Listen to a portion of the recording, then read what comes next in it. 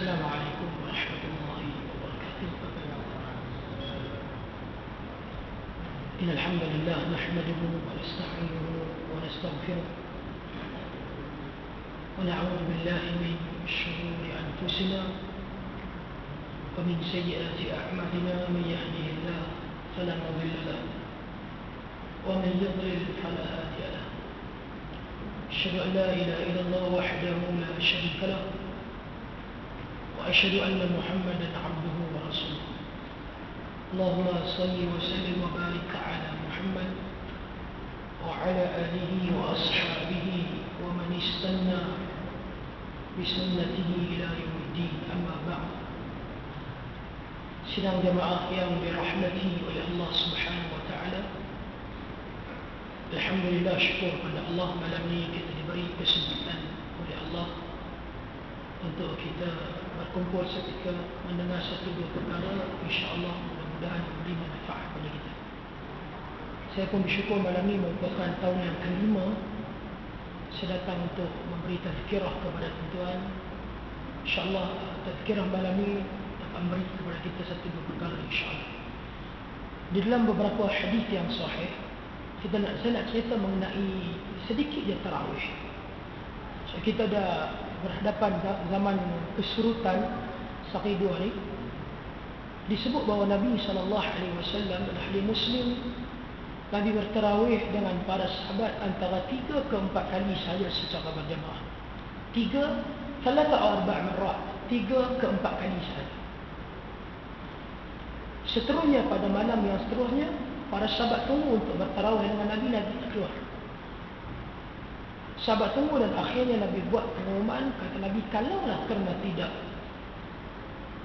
kerana tidak takut difardukan tarawih kepada umat Nabi, tentu Nabi akan berdiri bertarawih dengan para sahabat sehingga ke akhir bulan Ramadan.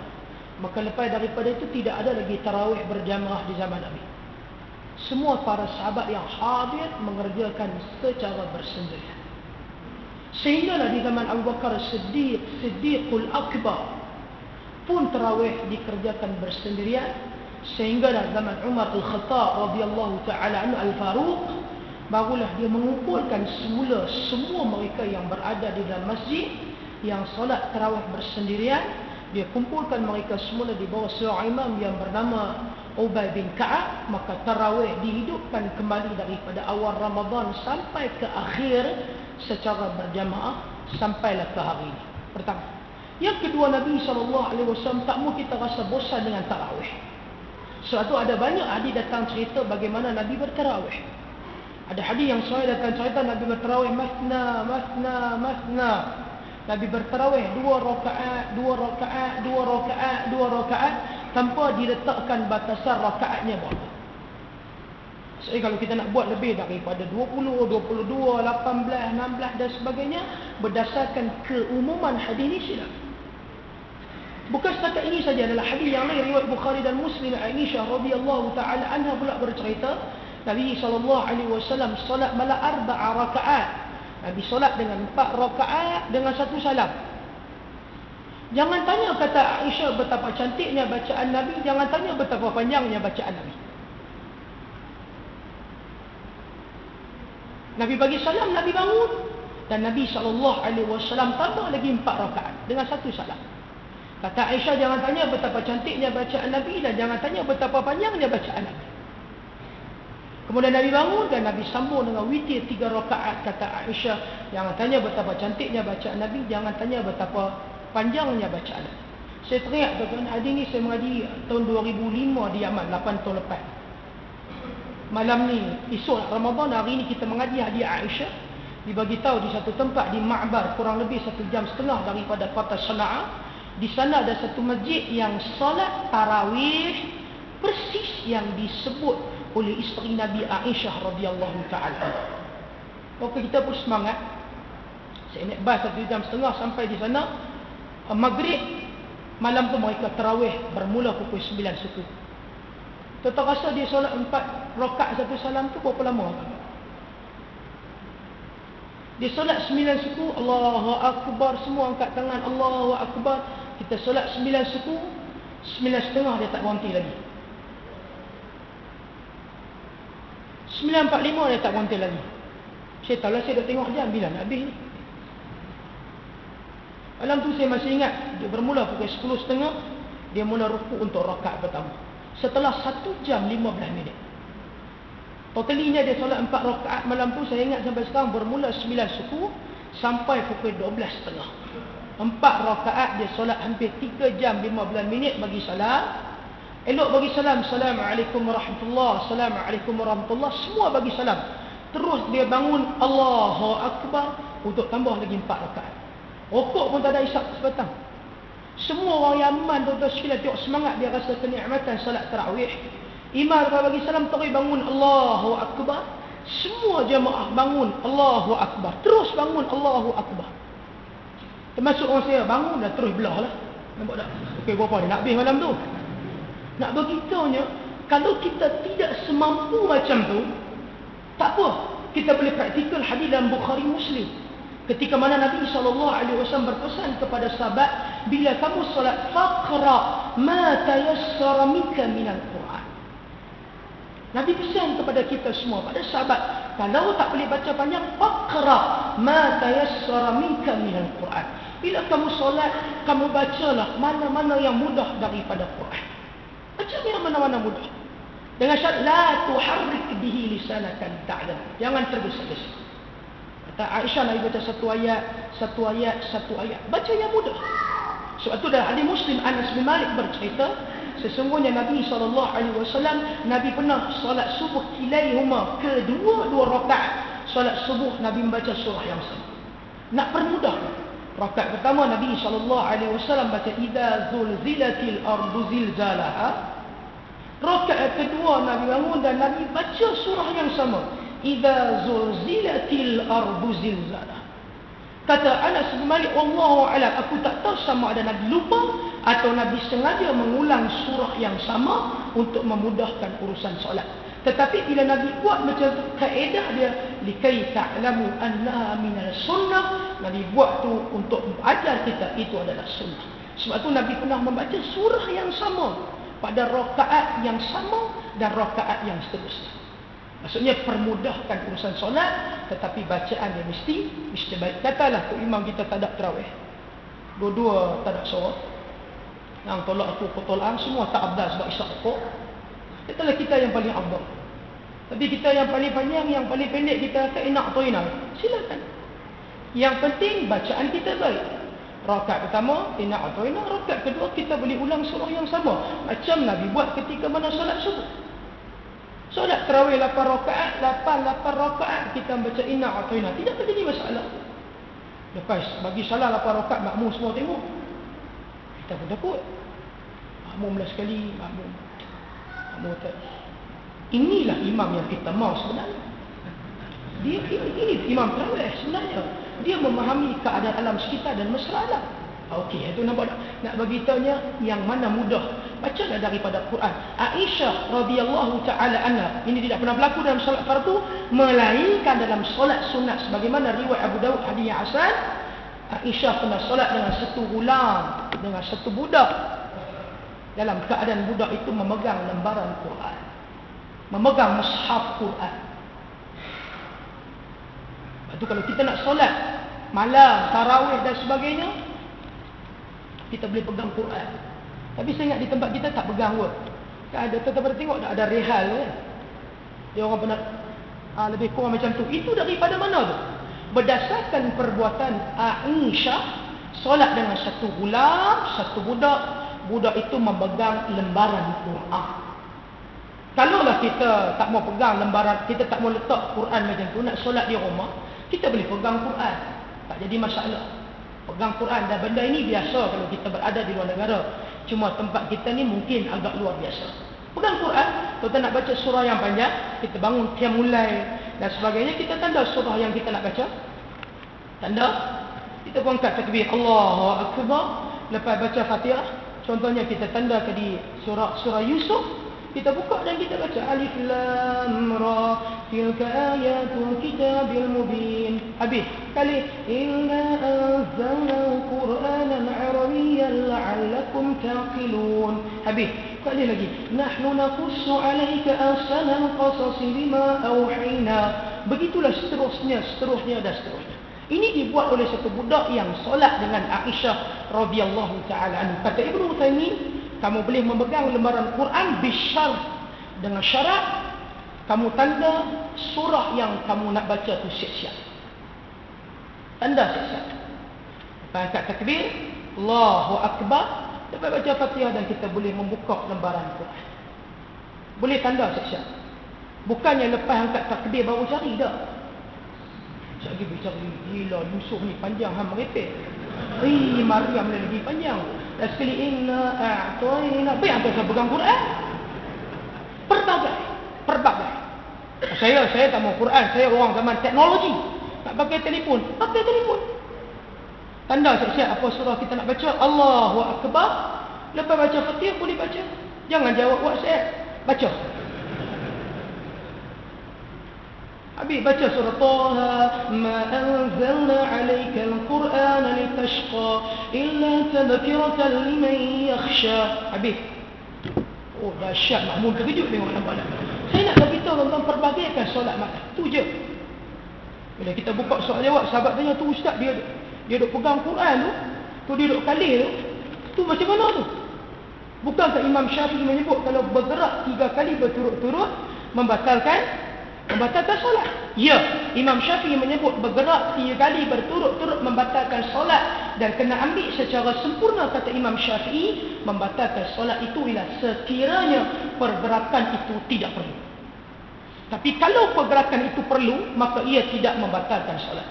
Perlulah bagi sekalian dia nak lepas baca muka surat tu, dia nak buka muka surat lain. Perlu dah. Takkan dia nak? Tak mungkin dia boleh tiup. Tak mungkin. Maka perlu tidak menjejaskan solat. Kata Imam Nawawi berdasarkan 2 hadis. Pertama, bagi 25 minit je. Pertama, berdasarkan hadis Bukhari Muslim, apabila Nabi SAW Nabi solat, Nabi dukung cucu Nabi bernama Umamah binti Zainab binti Rasulullah. Hadis ini riwayat Bukhari Muslim. Nabi dukung cucu Nabi bernama Umamah binti Zainab binti Rasulullah. Nabi dukung. Nabi ni punya sayang budak-budak. Nabi dukung cucu Nabi. Lepas tu kita kena pertingkatkan ilmu agama kita, kena berbahas mula mengenai masalah kita tak bagi budak-budak duduk dengan orang tua-tua ni. Lepas tu Nabi SAW dalam hadis Bukhari Muslim juga kata Anas bin Malik, Nabi pernah letak satu budak di belakang Nabi. Dengan apa dia? Dengan Anas bin Malik, wa safaftu ana wal yatimi wara'i. Nabi ambil Anas bin Malik dengan satu budak yang belum akil baligh tapi sudah mumayyiz. Nabi letak dia untuk solat dengan orang-orang dewasa agar dia belajar cara solat dengan orang dewasa. Itu tidak ada istilah. Kita kadang-kadang ni elecik dengan budak. Halau budak-budak luar, halau budak-budak belakang, sampai ada petugas khas pegang wetan ni. Akhirnya bila tuan-tuan halau budak-budak di luar, halau budak-budak belakang, budak-budak ni dia jadi trauma tuan-tuan. Trauma ni dia bawa sampai ketua. Sebab tu ramai orang masjid duduk luar, duduk di belakang. Trauma. Jangan contoh buruk lain kali lah. Main masjid tengok orang ramai duduk belakang dulu. Oh, kesian. Ni semua trauma ni. Asam kebaik. Nabi dukung. Tuan-tuan bayang, kalau tuan-tuan letak budak-budak ni di belakang, dia dah cerdik daya 1, daya 2. Boleh solat dengan bapak dia, belajar solat dengan bapak dia. Tuan-tuan letak dia di belakang, apa dia buat? Dia main. Tambah pula pergi jumpa dengan ahli qaryah yang lain. Ni perjumpaan tahunan.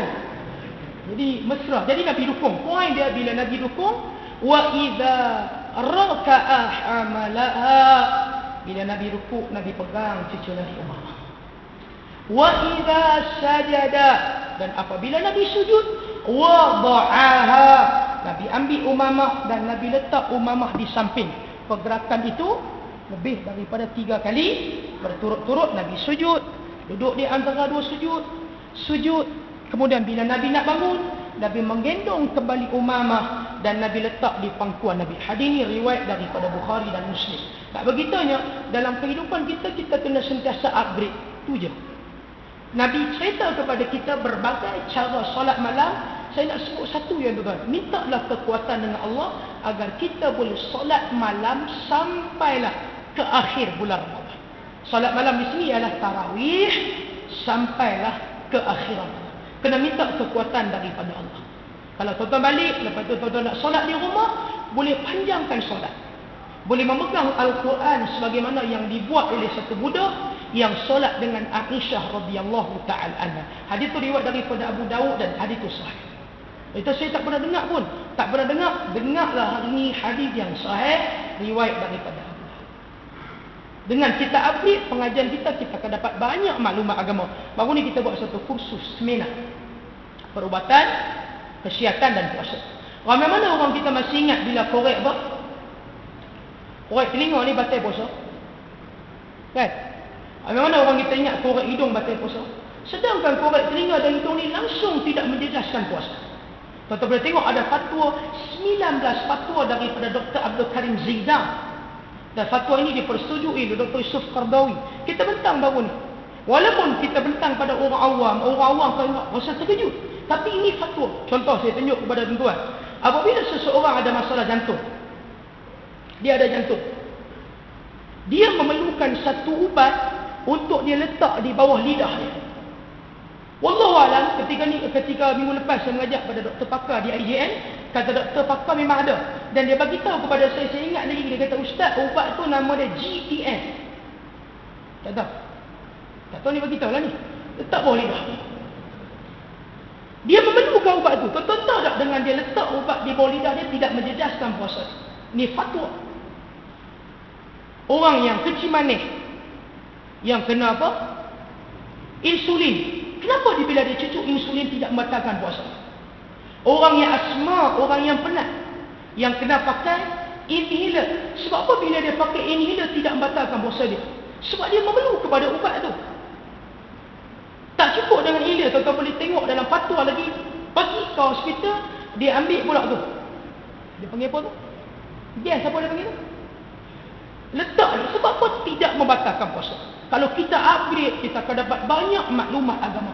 Sebab dia memerlukan benda tu. Sama juga dengan orang isap rokok. Dengar.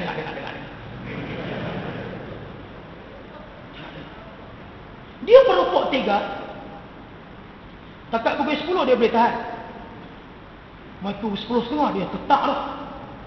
Dia tengok anak isteri dia semua macam batang-batang rokok. Dia tika tu. Dia ketak dah, tak apa lagi tahan. Mai lepas zuhur tuan-tuan, ketak tu tukar Parkinson. Dia keluar daripada masjid, dia nampak baik keluar asap. Dia kata, kalau aku dapatlah asap ni aku tak tahu. Dia terlampau memerlukan nikotin. Terlampau memerlukan rokok masa tu, terlampau ketagih. Macam orang terlampau memerlukan ubat GTN, inhaler, insulin dan sebagainya. Sebab apa ketika itu? Sebab dia dah tak boleh tahan dah.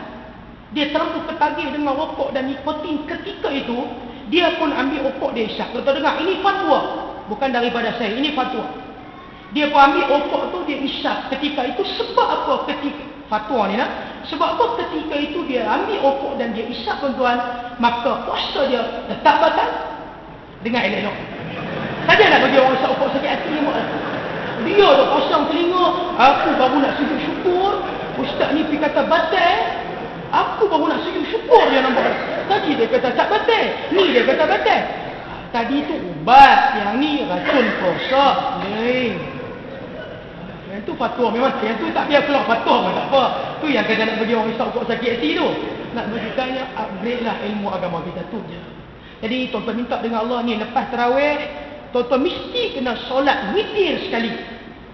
Baru tuan-tuan akan dapat ganjaran sempurna yang disebut oleh Nabi SAW dalam hadis riwayat Imam Tirmizi, mana-mana man qama ma'al imam, sesiapa yang solat dengan hatta yang sarif sampailah selesai semua, barulah dia mendapat ganjaran dia solat sepanjang malam.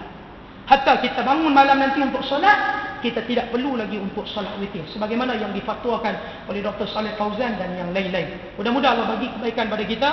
Akhir sekali, saya syukur pada Allah dapat jumpa dengan tuan-tuan malam ni walaupun diberi masa hanya 25 minit saja. Mudah-mudahan kita boleh jumpa pada tahun-tahun yang akan datang. Dan saya syukur pada Allah saya boleh datang untuk kali yang kedua pada untuk kali yang kelima, 3 tahun saya datang dengan berat saya 160 kilo. Tahun lepas saya datang dengan 93 kilo. Hari ini saya datang dengan 87 kilo. Nanti bila-bila saya cerita kepada tuan-tuan. Janji nak cerita daripada itu lagi. Saya cerita kepada tuan-tuan macam mana daripada berat saya 160, saya boleh turun hampir kurang lebih 63 atau 65 kilo hanya dalam tempoh 10 bulan. Sampai sekarang saya dah turun hampir, alhamdulillah, hampir 73 kilo dalam tempoh setahun lebih tanpa makan ubat, tanpa ada suplemen. Macam mana daripada kencing manis, saya dulu ada kencing manis, tapi masa cek dengan doktor tak tinggi lah, baru 24 saja. Daripada 24 dalam tempoh 10 bulan 4.8 tanpa makan ubat. Macam mana? Nanti saya kongsi dengan tuan-tuan bila-bila. Daripada tahun lepas lagi nak kongsi apa dah. Tuan-tuan bayang saya pakai seluar dulu saiz 56. Pokok balak pun baru saiz 52 tu nak bagi tahu. Sekarang saya biar pakai seluar saiz 38. Saya berceramah dulu di Al-Ustaz orang panggil. Tuan-tuan boleh bayang tak ceramah tu kursi tu patah. Total loss tu weh. Ni saya nak kongsi ni amat dengan tuan-tuan. Bila-bila insya-Allah. Benda panggil saya cerita kepada tuan-tuan macam mana kita nak jaga makanan kita ni sebenarnya. Saya akan kongsi, cuma saya nak bagi tahu kepada tuan-tuan, kita Muslim, tuan-tuan hidup, tuan-tuan kena amalkan makanan yang Nabi suruh tu je. Makanan yang Nabi suruh amal. Nabi suruh kita makan habatus sauda. Berapa orang di antara kita yang makan habatus sauda? Nabi kata syifa min kulli da'in illa sam. Kata Nabi ubat kepada segala penyakit melainkan mati. Bagaimana orang yang ambil habatus sauda kena ada iman. Sebab Nabi bagi tahu. Nabi suruh kita ambil ajwa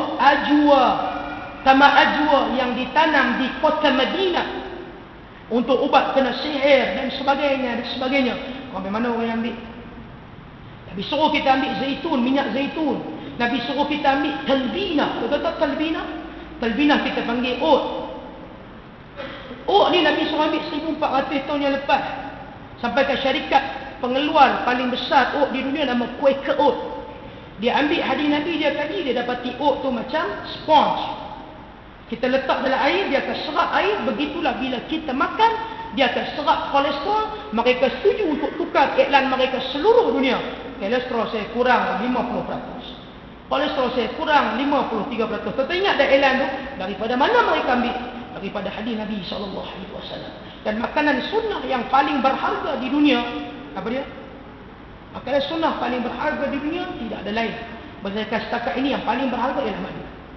Dan madu yang paling berharga ialah madu daripada Yaman, daripada. Saya beritahu orang-orang, saya sampai di Yaman. Di Yaman ni selang 2-3 kedai mesti ada kedai madu. Selang 2-3 kedai mesti ada kedai madu. Selang 2-3 kedai mesti ada kedai madu. Kita selang 2-3 kedai mamak. Selang 2-3 macam mana kita tak maafkan saya mamak-mamak selang. Tapi di kenyataan rupanya orang yang ambil madu ni betul-betul macam suplemen yang Nabi suruh dalam hadis Bukhari. Seorang lelaki yang datang sakit tuan sekalian, perut, ada ulama kata dia kanser, Nabi kata makan madu, dia makan tak baik. Kali kedua Nabi suruh makan tak baik, kali ketiga tak baik, kali keempat Nabi kata madu itu benar dan perut kamu berdusta. Dan akhirnya dia makan dengan penuh keimanan, dengan izin Allah baik sakit dia. Sebab tu tuan-tuan amalkanlah makanan-makanan yang disuruh oleh Nabi, insya-Allah Allah bagi kepada kita kesihatan, Allah hilangkan penyakit kecil manis kita, darah tinggi kita, kolesterol dan sebagainya. Kita dapat beribadat dengan sempurna, dapat beribadat dengan seenak-enaknya. Minta kepada Allah ambil makanan yang Nabi SAW suruh, insya-Allah Allah bagi kepada kita kesihatan. Makan istiqamah, Allah bagi kesihatan pada kita. Saya mengajak majlis Sungai Ramal, perempuan ada sis, ada biji. Dia makan 3 minggu, hilang. Nabi sebut madu ini adalah asbabus syifa, sebab-sebab penyembuh penyakit. Kedua lah sekali, kalau tuan-tuan betul-betul nak tahu madu asli ni, saya ajak tuan-tuan orang lain tak ajak ni. Betul-betul asli madu ni, nanti tuan-tuan bawa balik rumah.